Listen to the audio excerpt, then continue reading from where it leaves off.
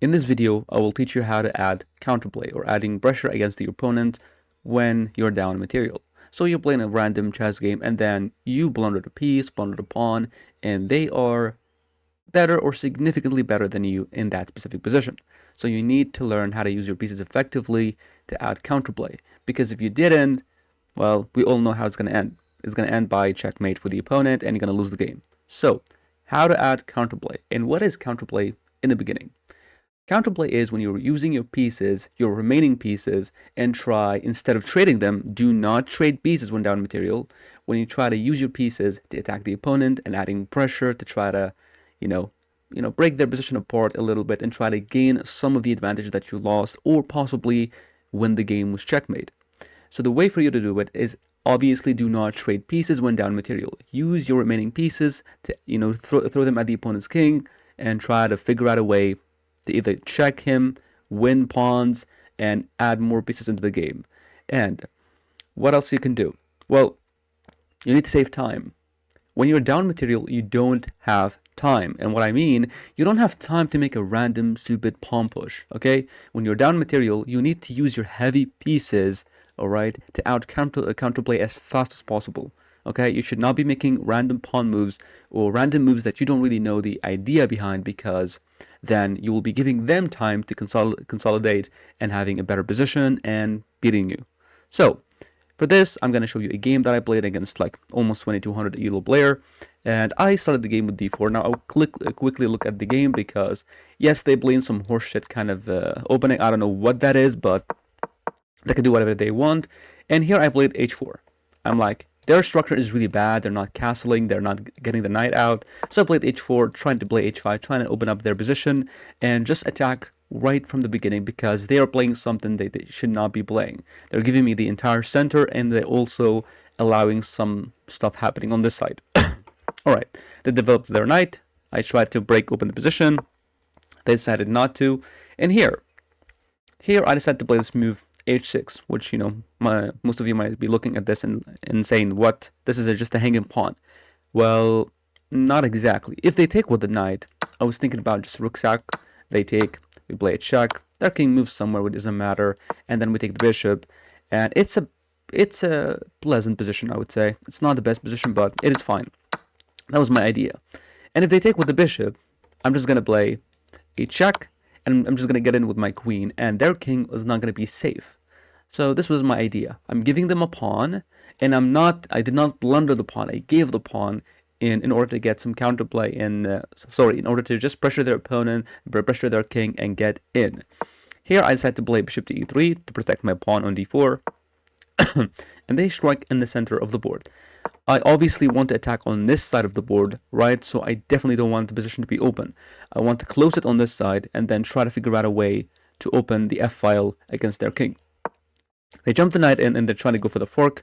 Obviously, I just prevent that and I defend everything. Everything's defended my position. They went back with their bishop because they want to use their knight and they don't want to blunder their bishop. Makes sense. I attacked their knight. The knight went back, and now I wanted to play g3.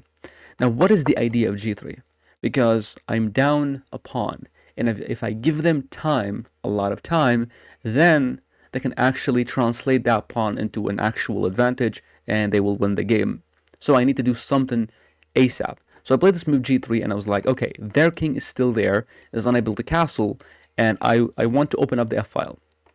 How can I open the f-file from here? How can I open the f-file? Well, I need to push pawns. I need to take this one or this one and force the pawn to move away to open this file. So I wanted to play g3, and then I wanted to go for f4. They take, I take, they take, I take, and then I move the bishop, I move the knight, I get the rook. You get the point. I'm just trying to open the position where their king is and try to get some attack going on. They played knight to e7, which was their idea of moving the bishop back. I played f4, and here they took, I take back, and my idea was working. I wanted to take their pawn. Sorry. I wanted to take their pawn, they would take back. Possibly I would get my bishop out and get the rook in, and that would be a very pleasant position for me. But here, instead of taking me or doing anything else, they play this move h6. They're like, if you take my pawn, I'm not going to take with the f pawn and open up my king. No, I will take back with the h pawn and open up my rook against your queen. So that was their idea behind this move h6. And honestly, I was really happy about this move because like I thought this move is a blunder. I thought this move is a blunder because I can just take it. And I was welcoming this move, h takes g5, because I wanted to give up my queen either way. I want to take here, they would take, I'll give them a check, their king would move, and I can win their queen. I was like, what? They're stupid. They just blundered. So I took, they take, I played a check, and I was waiting for this move to happen. Either king g7 or king to f7. Yeah. They went back with a knight. And now I'm down material. Now I did not, made a brilliant sacrifice. No, I blundered. I thought that they were just going to move their king and I'm going to win their queen. And if my rook got stuck, I'm just going to take their bishop. And I'll be having a really good position from there. I did not see knight g8. So I'm completely cooked right here. I need to add counterplay as fast as possible. And here where the lesson begins. I'm down material. I should not be trading pieces, okay? My pieces should be on the board and I should be using them as actively as possible.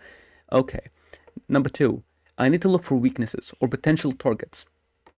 As you can see, this knight on g8 is pinned right now. Can I add more pressure against the pinned piece?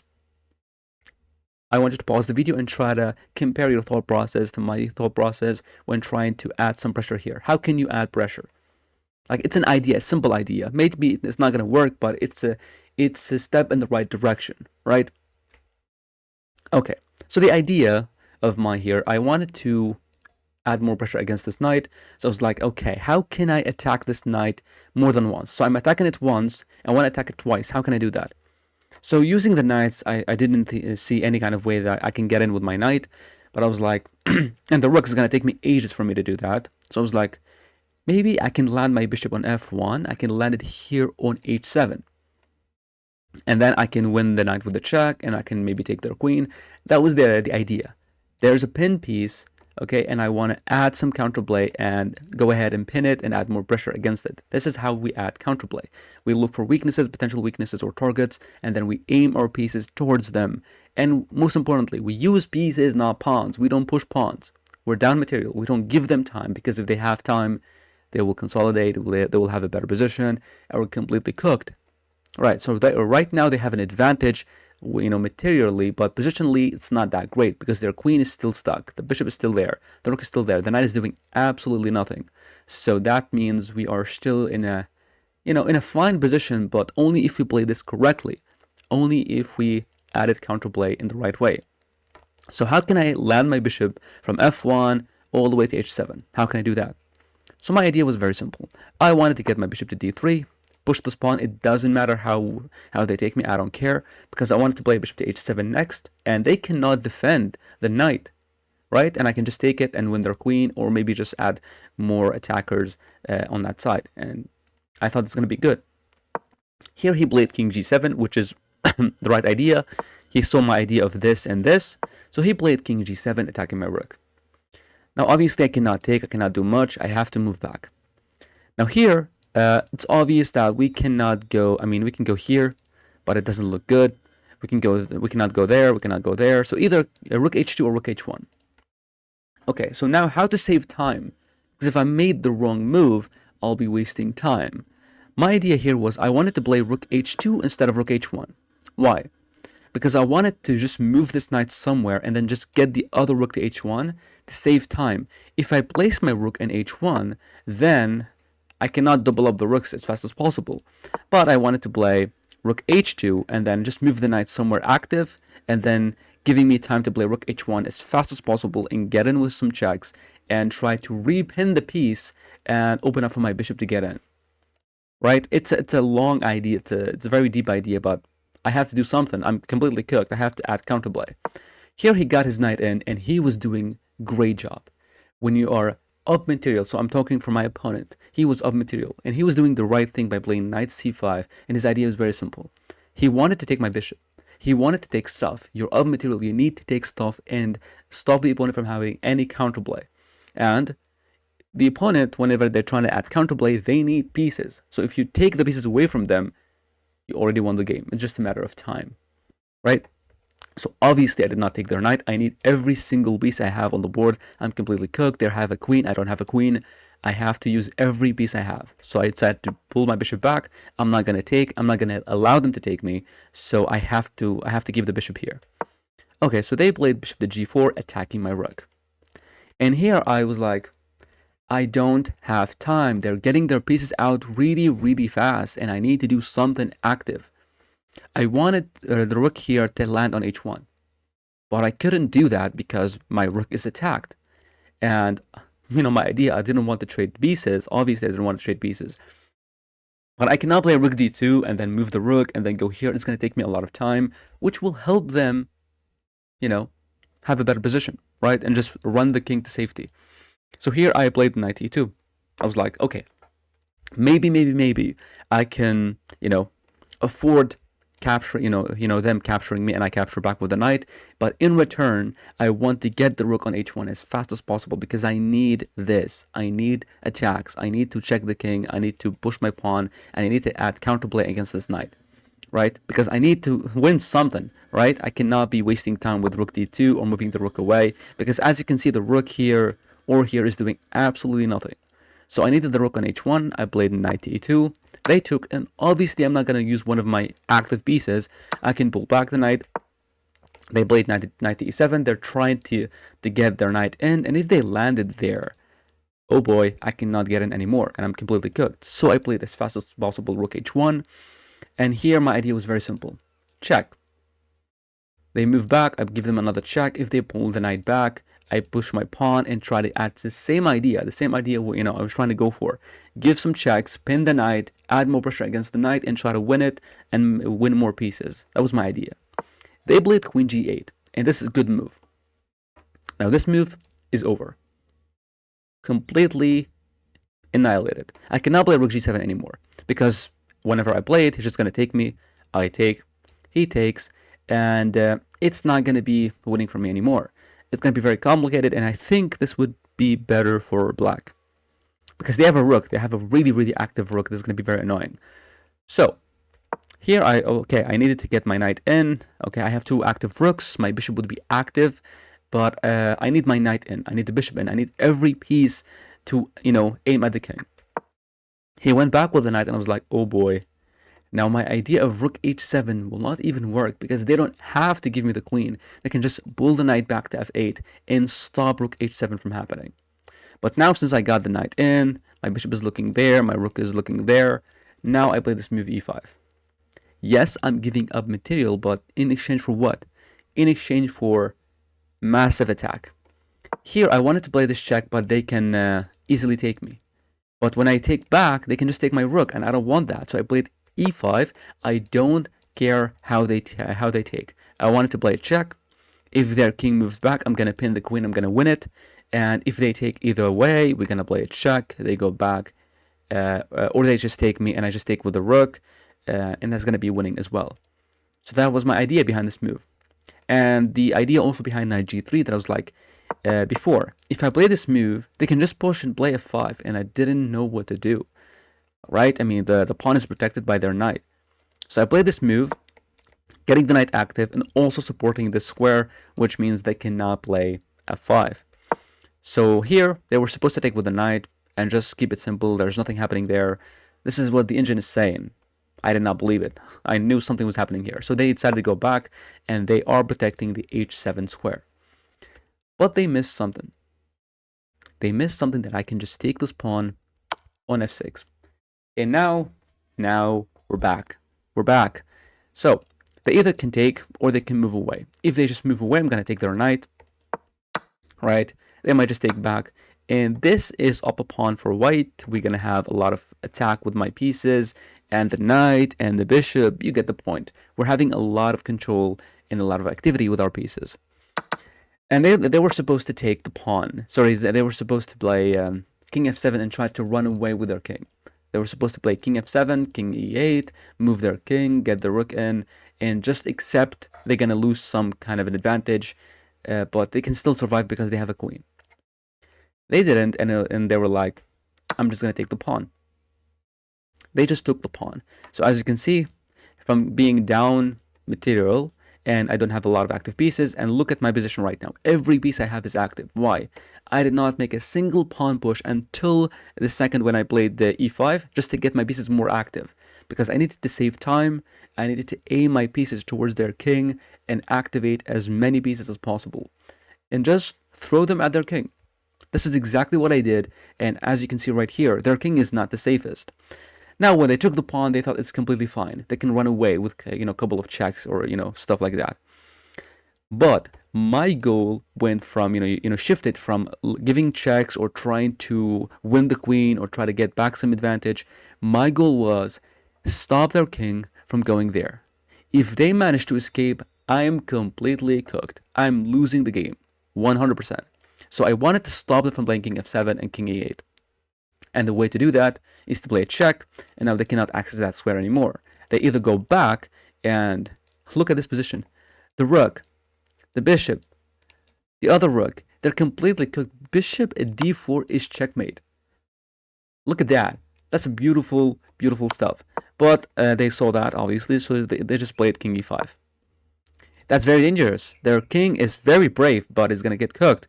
So here, from looking at this position, you can see that their king cannot move. They cannot capture, they cannot go here, they cannot go here, here, or here, or here, or here. So we only need a check, and we get the mate. But how can we get the checkmate? We don't have a check right now. I was like, maybe bishop d4. But that square is not defended. They can just take my bishop and run away. So I played rook to e2, and they cannot move their king. They cannot add any counterplay with their queen. They don't have any check. And my idea was very simple. Bishop anywhere, right, to control that the d4 square, and that would be mate. They cannot move their king, they cannot block. And here they just sack their knight. I play bishop to c5 check, their king cannot move, they blocked, and rook takes e3, checkmate. From down a queen, like down material, it's not going to be down like a full queen because he was up only like 2 points or 3 points. But from down that position, really bad position, to this position, we're completely winning with a checkmate. How did this happen? Look at my pieces. Look at my pieces. Every single piece is active. And all of this happened where? Where? Here. With the first starting move, which, there's a target, there's a potential target, and I need to get my pieces there as fast as possible.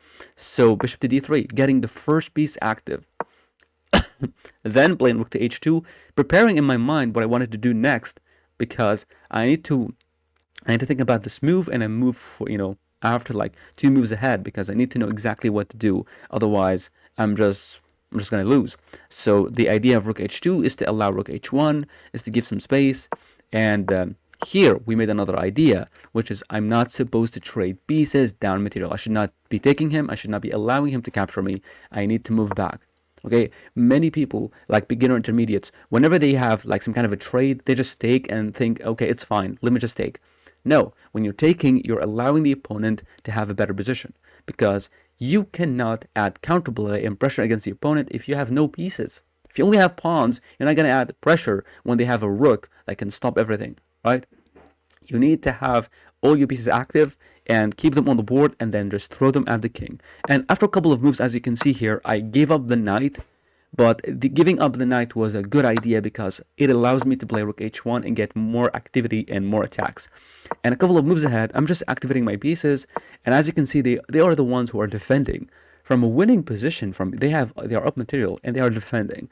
This is how strong it is when you just develop your pieces in a particular way, target their king, activate every piece, and you make sure you do not trade down material because you're helping the opponent. And here, another lesson for you. You're having some pressure against your opponent. The most important thing is to stop their king from running away. If their king can run away, then their pieces can get more active, and they cannot use your pieces effectively because you cannot check them, you cannot pin them, you cannot attack them, and their king will be safe. So then they will have time to get their pieces in, and that will be an equal fight. But being up material for them, it's going to be very easy for them to win.